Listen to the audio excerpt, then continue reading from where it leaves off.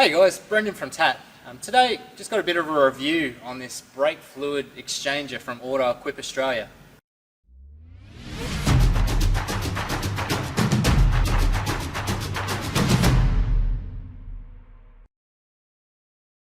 Okay, so brake fluid flushing, something that we do every day in a workshop. So, I know that we buy a lot of tools, but when it comes down to something that you're doing every day, really you want to try and make it as efficient as possible. So that's where investing in some tooling like this brake fluid exchange machine comes in.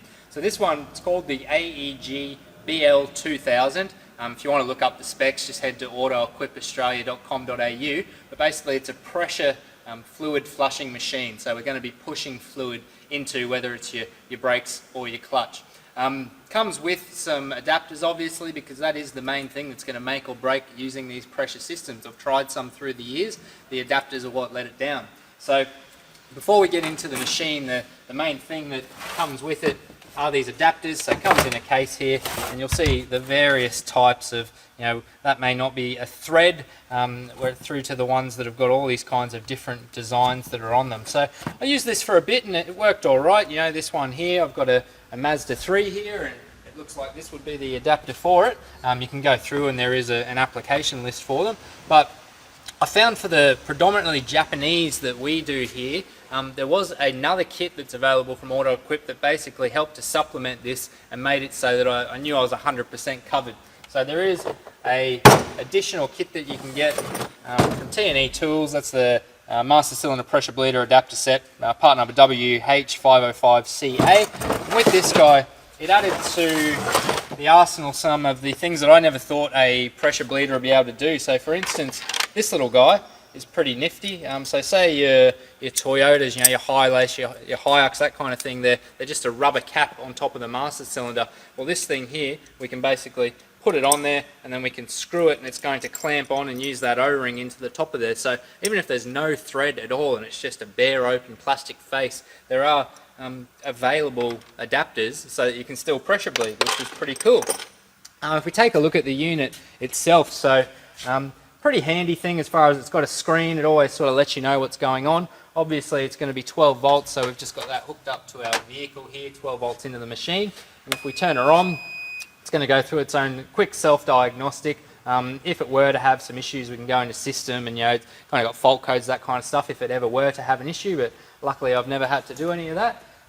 We can then go into the flush change, or there's a self-clean, because if you wanted to run, say, .4 and then go to a .3 car, well, it does purge itself out. In reality, it's pretty much the length of the hose that it purges out, so it's not like you're losing half a bottle of brake fluid or anything like that. There's a very small volume in the pump. It's going to pump that out and what's in the line ready to put in a different brake fluid.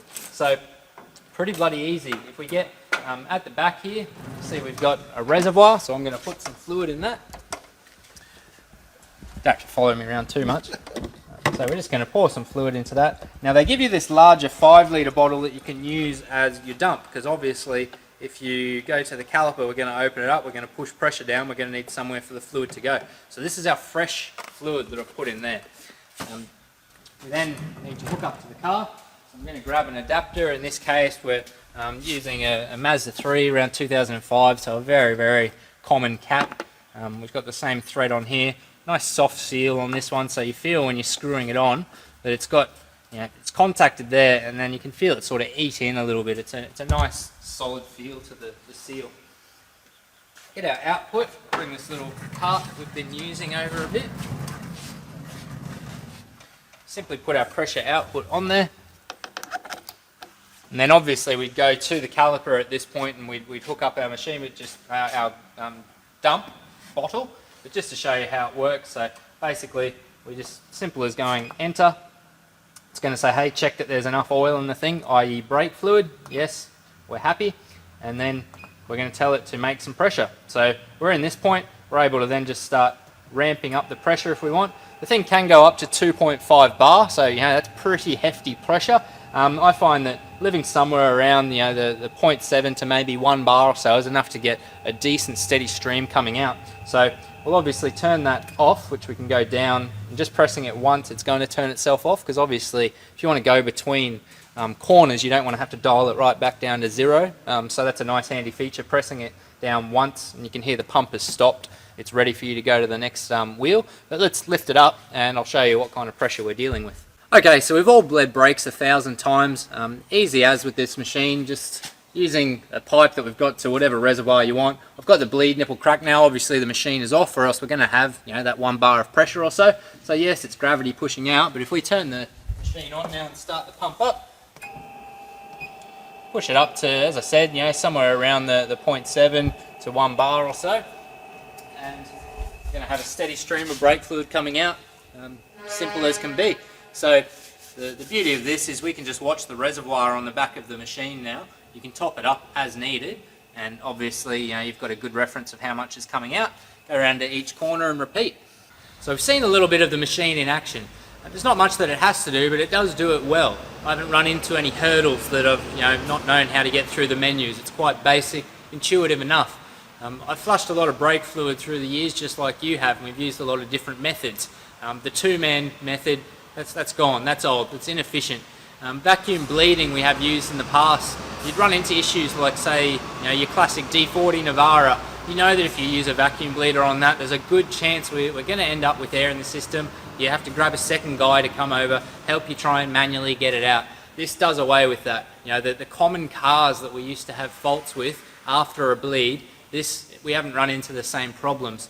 Now, it's not just for brakes. So once we get into your clutch systems, concentric slave cylinders, always an issue for a lot of guys. Often we'd go through the regular, you know, trying to bleed from the master downwards. Wasn't working after you've done a clutch replacement, so you'd end up often getting a syringe or something to push it up from the slave upwards.